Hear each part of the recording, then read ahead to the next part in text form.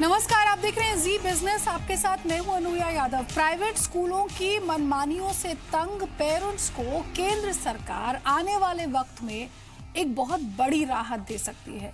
राहत इस दिशा में कि आपके स्कूल की जो फीस है, आपके बच्चों की जो फीस है, जो प्राइवेट स्कूल अपनी मनमानी उस पर वसूलते हैं, उस पर लगाम लगाई जा सकती है। देखिए रिपोर्ट।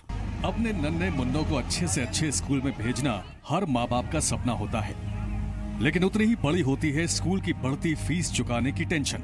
खास तौर पर प्राइवेट स्कूलों में फीस की मनमानी से तो तकरीबन हर कोई परेशान है। यही वजह है कि केंद्र सरकार निजी स्कूलों पर नकेल कसने की तैयारी में जुट गई है।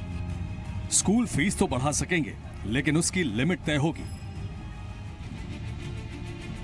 स्कूल मनमानी फीस बढ़ाकर अभिभावकों पर बोझ नहीं डाल पाएंगे। स्कूलों के लिए सालाना फीस बढ़ोतरी की लिमिट 8% की जा सकती है। इसके अलावा स्कूलों के कैपिटेशन फीस पर पूरी रोक लगाई जा सकती है। स्कूल हर साल यूनिफॉर्म बदलने के नाम पर जो पैसे लेते हैं वो भी बंद हो सकता है। पेरेंट्स को राहत देने के लिए केंद्र सरकार इन नियमों को अमल में लाने की तैयारी कर रही है। इसके लिए राज्यों और दूसरे स्टेक होल्डर्स से बात की जा रही है। दरअसल केंद्र को ये आइडिया यूपी सरकार से मिला है। इसी साल अप्रैल में यूपी सरकार का एक अध्यादेश आया था, जिसमें कहा गया था कि प्राइवेट स्कूल 8% से ज्यादा फीस बढ़ा ही नहीं सकते। उत्तर प्रदेश के सभी प्राइवेट स्कूलों, अल्पसंख्यक संस्थान इसके तहत आते हैं। स्कूल चाहे central board of secondary education यानी CBSE, council for the Indian school certificate examination यानी CISCE या यूपी बोर्ड, किसी के भी तहत हो, वो मनमानी फीस नहीं बढ़ा सकते। दरअसल आम भावना ये बन गई है कि प्राइवेट स्कूल पैसा कमाने का जरिया बन गए हैं और सरकार को इस बात का अंदाजा भी है। यही वजह है कि केंद्र सरकार प्राइवेट स्कूलों की फीस वसूली को रेगुलेट करने की तैयारी में है। आपको बता दें कि साल 2017 में गुजरात विधानसभा में फीस रेगुलेशन एक्ट पास किया गया था। महाराष्ट्र में भी पहले से ही ऐसा एक एक्ट है। ब्यूरो रिपोर्ट, जी मीडिया। तो जो स्कूल मनमानी फीस वसूलते हैं आपसे, जैसे साल दर साल जो बढ़ोतरी कर दी जाती है स्कूल फीस में, उससे पेरेंट्स काफ़ी परेशान रहते हैं। वो हर कोई चाहता है कि उनका बच्चा अच्छे प्राइवेट स्कूल में पढ़े, लेकिन उसके बाद जो फीस होती है वो कई बार आपकी पॉकेट पर कुछ ज़्यादा ही बोझ डाल देती है। मेरे साथ 3 खास मेहमान हैं, उनसे आपका तारुफ करा देते हैं। JS राजपूत साहब मेरे साथ हैं, जो कि एक एजुकेशनिस्ट हैं। अदिति अनिल जैन मेरे साथ हैं, प्रिंसिपल हैं गाया स्कूल की। और साथ ही साथ अशोक अग्रवाल साहब मेरे साथ हैं, प्रेसिडेंट है ऑल इंडिया पेरेंट्स एसोसिएशन के। सबसे पहले अशोक जी, पेरेंट्स के लिए तो ये बहुत बड़ी राहत है। हालांकि अभी सरकार सिर्फ चर्चा करने वाली है इस पर। यूपी सरकार ने तो इसकी शुरुआत कर दी है, लेकिन क्या आपको लगता है कि जो देश भर के स्कूल हैं वो इसके लिए इतनी आसानी से मान जाएंगे, विरोध नहीं करेंगे? देखिए, अगर हिंदुस्तान में आपको स्कूली शिक्षा ठीक करनी है तो एक तो हमें सरकारी स्कूल्स को इम्प्रूव करना चाहिए। दूसरी तरफ हमें प्राइवेट स्कूल्स पे लगाम लगाना चाहिए कि जो मनमानी ढंग से जो है ना वो फीस बढ़ाते हैं। ये सब 1997 में पहली बार दिल्ली में ये मुद्दा फीस का उठा, जब प्राइवेट स्कूलों ने 40% से लेकर 400% स्कूल 5th पे कमीशन को इंप्लीमेंट करने के नाम से बढ़ा दिया।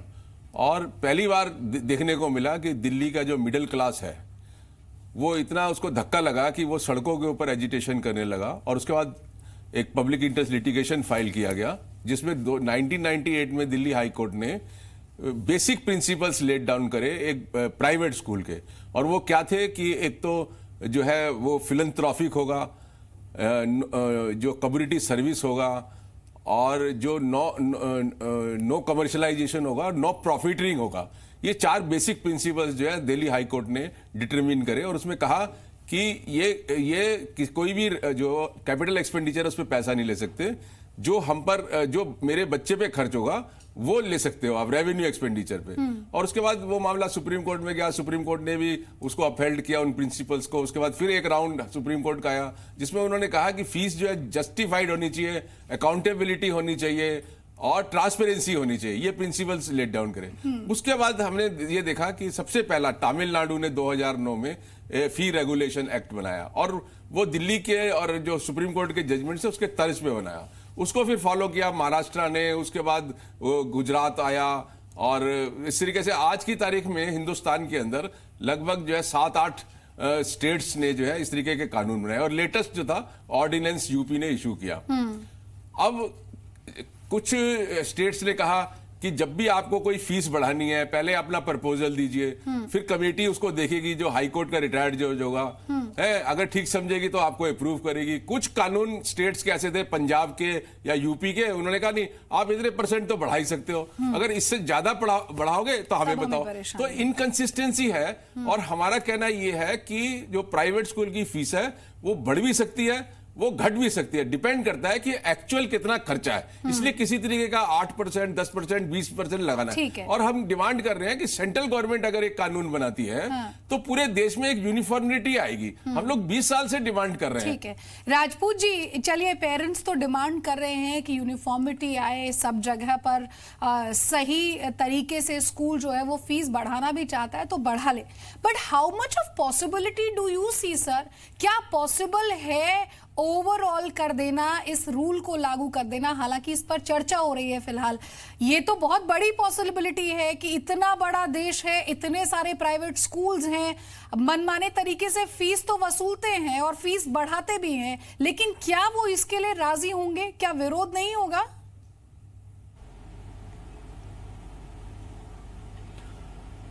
मेरा विचार है कि ये जो प्राइवेट स्कूल्स हैं इन पर कहीं न कहीं नियंत्रण होना चाहिए, क्योंकि जिस ढंग से ये बढ़े हैं इनकी स्वच्छंदता भी उसी तरह बढ़ी है। प्रारंभ में इस देश में जो भी निजी निवेश होता था शिक्षा में, वो होता है सेवा कार्य के लिए, सामाजिक कार्य के लिए। आज वो स्थिति नहीं है, हो भी नहीं सकती, क्योंकि इस समय की स्थिति बदल गई है। स्कूल जम करके मुनाफा कमाते हैं।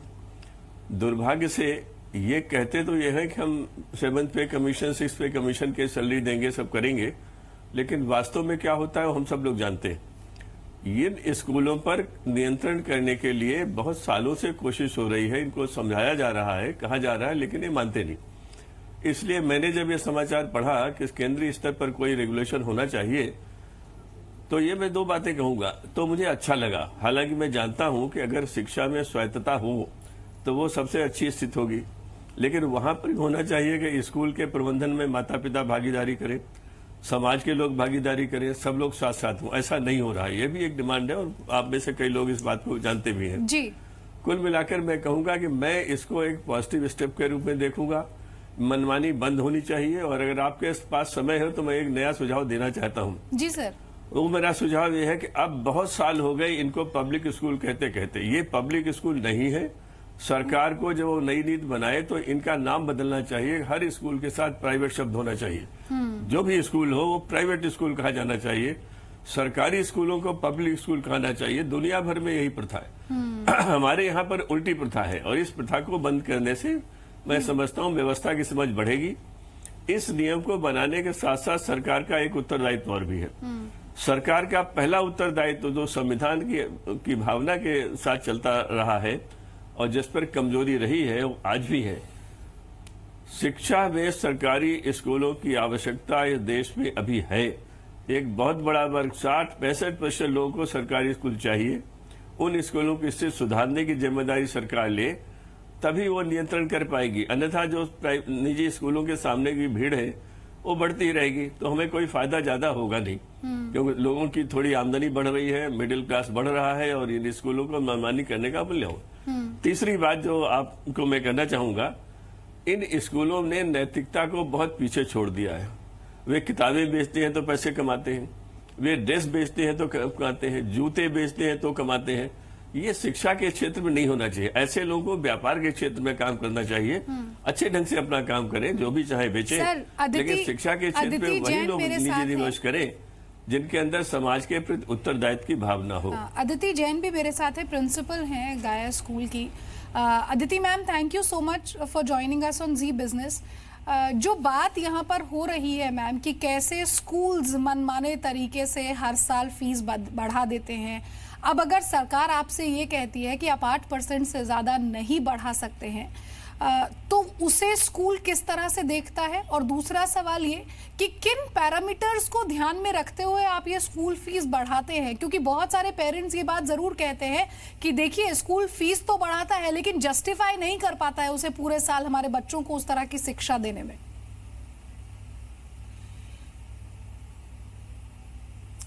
देखिए, शिक्षा का जो क्षेत्र है ये बहुत ऑब्वियस है कि एक व्यापार बन गया है।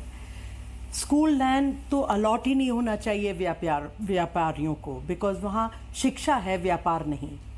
दूसरी चीज़ इतना सिंपल है कि हमारा जब कॉन्स्टिट्यूशन बना था, क्या उसमें है कि ये जो शिक्षा है it is a community service, इसमें प्रॉफिट मेकिंग नहीं होना चाहिए।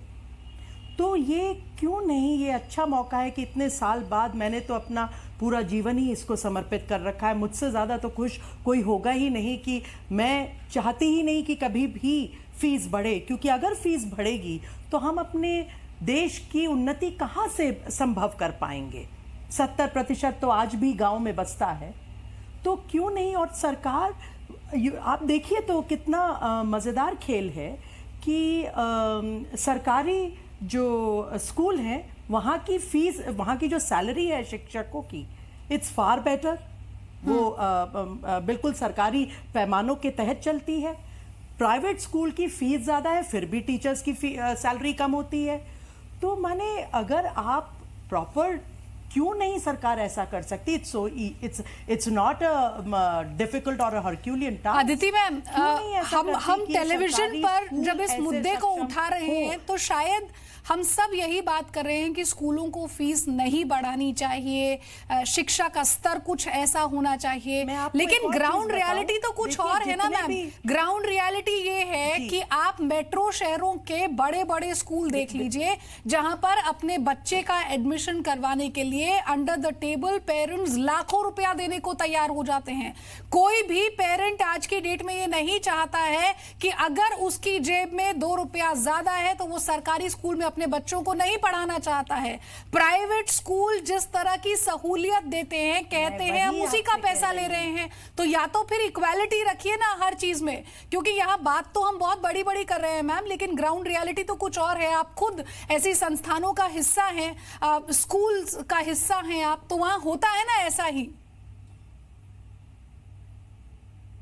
देखिए, जो ये स्कूल रचा है, मैं तो अमेरिका छोड़ के आई थी, एक ल्यूक्रेटिव लेक्चररशिप छोड़ के आई थी नेवाडा यूनिवर्सिटी की, क्योंकि मुझे लगा कि भारत में मुझे काम करना है, वहां बहुत बहुत काम करना है, बिकॉज ये तो बड़ा उन्नत देश है।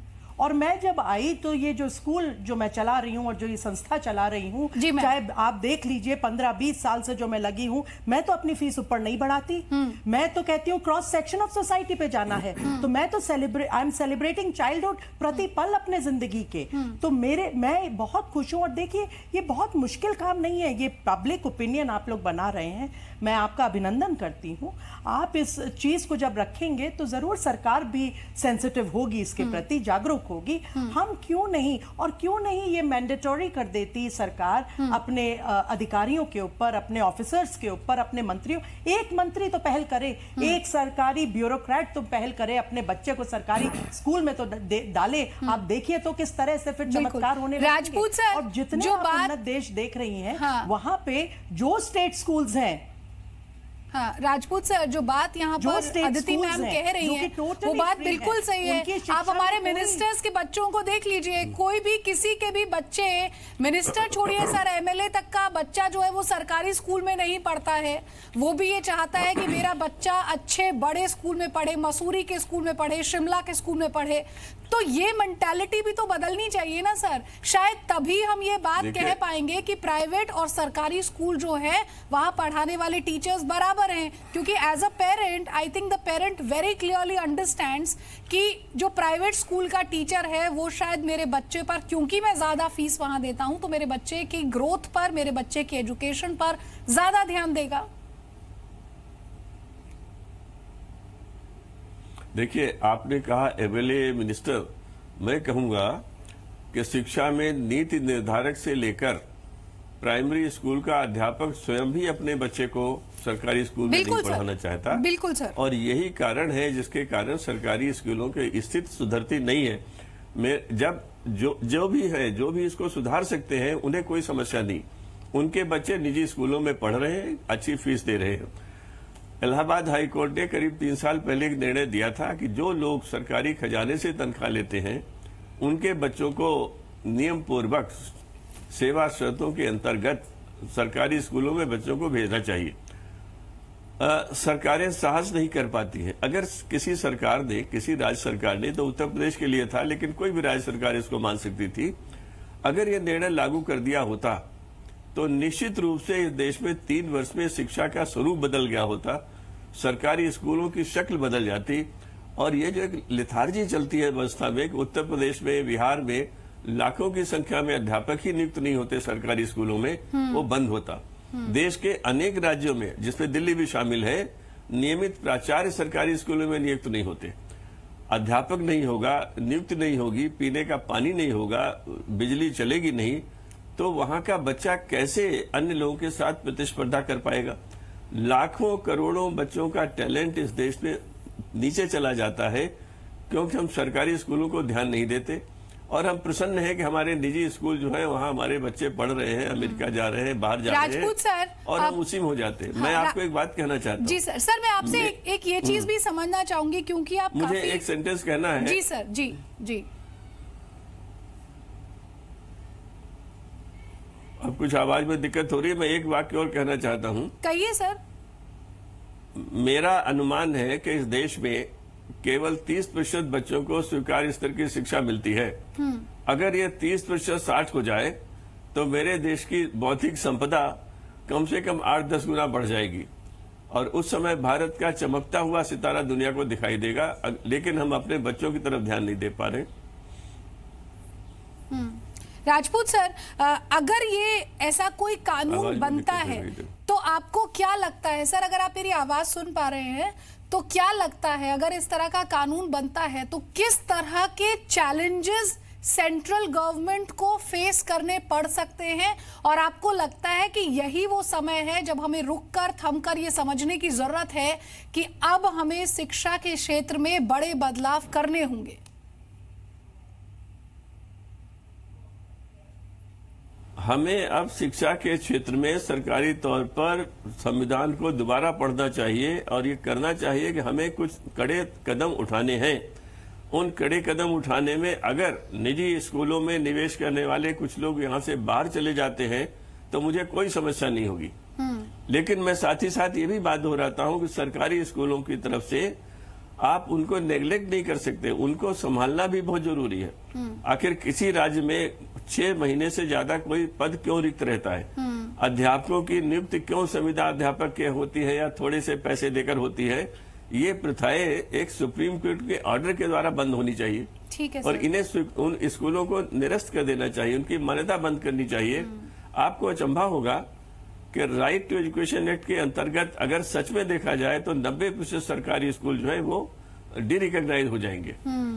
ऐसा कैसे है? राज्य सरकारें अपना उत्तरदायित्व क्यों नहीं समझती? अगर उन्हें समझा होता, राइट टू एजुकेशन एक्ट को सीधे से लागू किया होता, स्कूलों को सुविधाएं दी होती, अध्यापक दिए होते, तो निश्चित रूप से निजी स्कूलों की मनमानी अपने आप कम हो गई होती। जी अशोक जी, मैं इस बारे में विश्वस्त हूँ, ये करना ही पड़ेगा जी सर, भले ही कितनी कठिनाइयां क्यों न हो। अशोक जी, जो बात मैं यहाँ पर कह रही थी कि देखिए, एक तरफ सरकार चाहती है कि सरकारी स्कूलों में ज्यादा से ज्यादा बच्चे पढ़े क्योंकि जो प्राइवेट स्कूलों की फीस है वो कुछ हद तक अनअफोर्डेबल भी हो जाती है पेरेंट्स के लिए, खासतौर पर उन पेरेंट्स के लिए जो सिंगल वर्किंग पेरेंट्स होते हैं। ऐसे में ये बताइए कि क्या इस मानसिकता को भी बदलने की जरूरत नहीं है कि प्राइवेट स्कूल में अगर मेरा बच्चा पढ़ता है तो ज्यादा सक्सेसफुल है, क्योंकि समवेयर एज अ पेरेंट मैं खुद ही सरकारी स्कूल पर उतना भरोसा नहीं कर पाती हूँ। देखिए, ये जो सरकार खुद ही नहीं चाहती कि उनके स्कूल ना अच्छे हों। ऐसा नहीं है कि सरकार चाहती है कि बच्चे आए, और अगर सरकार चाहती होती और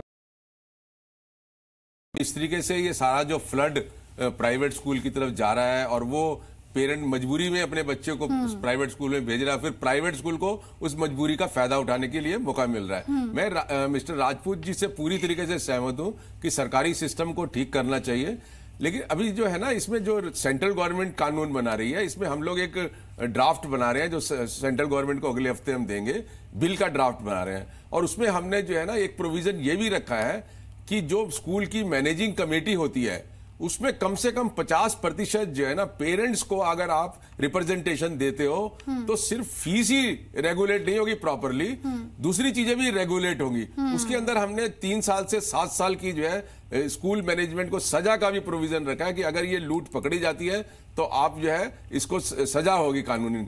तीसरी बात हमने जो उसमें मुख्य तौर पर कही है कि खासकर तमिलनाडु का जो कानून है उसको हमने फॉलो किया है प्रिंसिपली, कि जब भी किसी स्कूल को फीस प्रपोज करनी है, बढ़ानी है, तो सबसे पहले वो कमेटी को देगा और कमेटी उसको एग्जामिन करेगी। अगर ठीक है तो ओके कर देगा, अगर ठीक नहीं है तो वो अपनी फीस फिक्स कर देगा। दूसरा ये कि 3 साल तक वो जो फीस है ना वो रहेगी। मुझे लगता है बहुत इंपॉर्टेंट है कि सेंट्रल गवर्नमेंट जो है ना जल्दी से जल्दी ये कानून लाए और इनके ऊपर लगाम लगाए। और ये भी बात ठीक है कि कोई पेरेंट अगर ये सोचता है कि सिर्फ लगाम लगाने से समस्या हल हो जाएगी तो ये मुझे लगता है गलतफहमी में है। हमें सरकारी स्कूलों का स्तर जो है कम से कम केंद्रीय विद्यालय के लेवल पे लाना है, जिससे कि पेरेंट्स जो प्राइवेट स्कूल में भेजते हैं उनको एक अल्टरनेटिव मिले। आज तो अल्टरनेटिव ही नहीं है। केंद्रीय विद्यालय तो बहुत अच्छे एग्जाम्पल्स हैं अपने आप में देश भर के, अगर केंद्रीय विद्यालय के स्कूल देखा जाए। अशोक जी, क्या कुछ और अहम बातें आपने ड्राफ्ट में कही है, अगर आप हमारे दर्शकों को बता सके तो?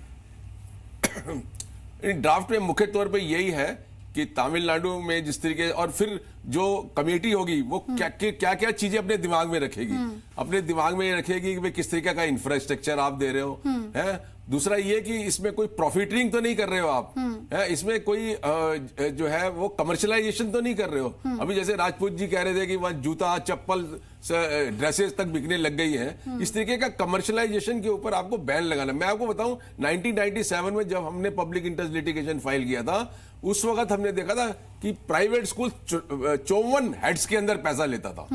कहीं को घोड़े दुलाने के पैसे ले रहा है, घोड़े पे सवारी, कहीं साइकिल्स की सवारी, कहीं डायरी के पैसे, कहीं मेडिकल इंश्योरेंस के पैसे। तो ये इतनी लूट मतलब चल रही है और लूट बढ़ रही है।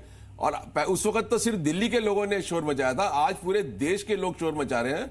और ये जो स्टेट्स कानून है ना, ये बहुत ज्यादा हेल्प नहीं कर पा रहे हैं। तो इसमें लगता है कि सेंट्रल गवर्नमेंट को एक कानून लाना चाहिए और ये सारी फीस को प्रॉपरली रेगुलेट करे, जिससे कि कोई भी प्राइवेट स्कूल जो है वो मुनाफा ना कमाए, और जो मुनाफा कमाने आया है उसको इस कानून में इस तरीके से बांधना चाहिए कि वो अपना स्कूल जो है ना बंद करके चला जाए।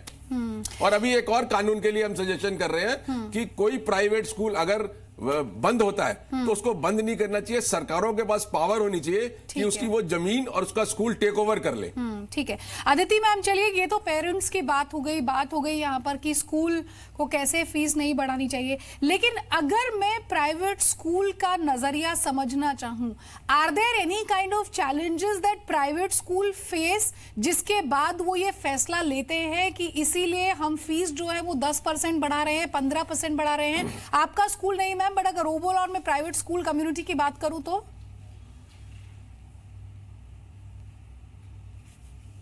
नहीं, वैसे ही अब तो फीस इतनी बढ़ गई है कि एक आम आदमी को पढ़ाना बहुत बहुत मुश्किल होता चला जा रहा है। और दूसरा, पेरेंट्स से मेरा बहुत बड़ा निवेदन ये होगा कि आप लोग एक स्टेटस सिंबल में ना पढ़ें कि ये स्कूल अच्छा है, नाम से नहीं होता। आप देखिए तो कि शिक्षा वो होती है जहाँ बच्चे का विकास हो, और यहाँ पर आप किसी भी जो भी स्कूल को आप बहुत बड़ा मानते हैं, आप देखिए जब भी बच्चा 10वीं और 12वीं में पहुँचता है वो हर सब्जेक्ट का ट्यूशन लेके बैठता है। तो ट्यूशन क्यों होता है जब हम इतनी फीस दे रहे हैं? लोग एक्चुअली होलिस्टिकली इस बात को समझ नहीं पा रहे हैं। और ये साथ में कहना कि सरकारी स्कूलों का कम से कम स्तर इतना तो हो और उतना तो हो, नहीं। जब हम कोई चाह रखते हैं तो जहां चाह वहां राह। जब सरकार ये समझ लेगी कि नहीं ये करना है तो यही होगा। हम क्यों नहीं और देशों की तरह, उन्नत देशों की तरह ऐसा करते कि हमारे state schools at par with any school रहे और कोई भी आदमी, उन्नत से उन्नत आदमी अपना भेजे अपना बच्चा सरकारी स्कूल में। तो ये बात मेरे समझ से थोड़ा परे है। मेरा तो ये कहना है जब बीड़ा उठा लिया तो इसे करें, और सरकार का अभिनंदन है। अब मैं अशोक जी, मैं पूरी बात कर लूं मुझे आप दिख भी नहीं रहे पर आपकी आवाज से हम आपको पहचान रहे हैं। जरा सा अनुमति दें कि मैं पूरी बात समक्ष रख दूं। बात यह है कि ये जो कहा है कि हाइक नहीं करना, बहुत ही ब्रिलियंट स्टेप है, बिल्कुल ये कर देना चाहिए। और सरकार को ये शिक्षा और मेडिकल, ये दो हमारी कंट्री की बैकबोन्स हैं। जब सरकार इसके प्रति जागरूक हो जाएगी और जिस तरह की ये स्टेप ले रही है, मैं तो कहती हूं कि हमारे बहुत अच्छा फ्यूचर होगा, हमारे बच्चों का विकास होगा और गांव-गांव के बच्चों का किस तरह से उनकी नॉलेज वृद्धि होगी। एक्सपेक्ट तो यही कर सकते हैं कि सारे जो प्राइवेट स्कूल है वो इसी तरह की सोच रखे, जैसे सरकारी स्कूलों में सुनिए एक टीचर 5-5 सेक्शंस। जी बताएं, फिर से बताएं। बिल्कुल मैम, मैं कह रही हूं कि अगर सारे प्राइवेट स्कूल इस तरह की सोच रखे, जो बातें आप यहां पर कह रही है कि शिक्षा का स्तर किस तरह का होना चाहिए या फिर फीस नहीं बढ़नी चाहिए, अफोर्डेबल होने चाहिए, तो शायद देश में कोई भी बच्चा ये नहीं सोचेगा कि वो कौन से स्कूल में पढ़ रहा है, क्योंकि then the education will matter. Ashok ji आखिर में कुछ आपसे कहना चाह रहे थे। अशोक जी, मैं ये कह रहा था कि अदिति कह रही है कि स्टेटस सिंबल है, एक्चुअली ये स्टेटस सिंबल नहीं है, ये है, देखो मैं आपको बताऊं, पेरेंट चाहे गरीब है, चाहे अमीर है, चाहे अनपढ़ है, चाहे पढ़ा लिखा है, उसको ये पता है कि मेरे बच्चे को अच्छी शिक्षा कहां से मिलती, कौन से स्कूल में मिलती है, और उसके लिए फिर वो भागता है। इवन गवर्नमेंट स्कूल्स के अंदर भी जो अच्छे गवर्नमेंट स्कूल है उसमें मारामारी करते हैं लोग। तो अगर आज अगर आप सब लोगों को केंद्रीय विद्यालय का ऑफर दे दें एडमिशन का, तो मैं गारंटी से कहता हूं नेक्स्ट 48 आवर्स में 50% पेरेंट्स प्राइवेट स्कूल से अपने बच्चों को विड्रॉ कर लेंगे और केंद्रीय विद्यालय में डाल देंगे। बिल्कुल, हम भी यही चाहते हैं कि सारे स्कूलों का स्तर कुछ इस तरह से हो कि आपको सोचना ना पड़े। मैं दो बातों का जवाब देती हूँ। Aditi ma'am, I am so sorry, मेरे पास समय की कमी है, हम शो को वाइंड अप कर रहे हैं यहाँ पर। आपका बहुत बहुत शुक्रिया हमारे साथ जुड़ने के लिए। Mr Rajput, thank you so much for joining us, and Ashok ji आपका भी बहुत बहुत शुक्रिया। सरकार जरूर इस कानून पर चर्चा कर रही है कि आपका जो प्राइवेट स्कूल है वो अपनी फीस 8% से ज्यादा ना बढ़ाए, लेकिन सवाल यहां पर उससे भी बड़ा ये उठता है कि क्यों नहीं तमाम जो स्कूल हैं देश भर में उनका स्तर कुछ एक बराबर हो जाए, जहां स्कूल में बच्चे के एडमिशन के लिए मारामारी ना हो और स्कूल आपको सही शिक्षा, आपके बच्चे के भविष्य को सुधारने के लिए कुछ ऐसी ही शिक्षा दे। नमस्कार।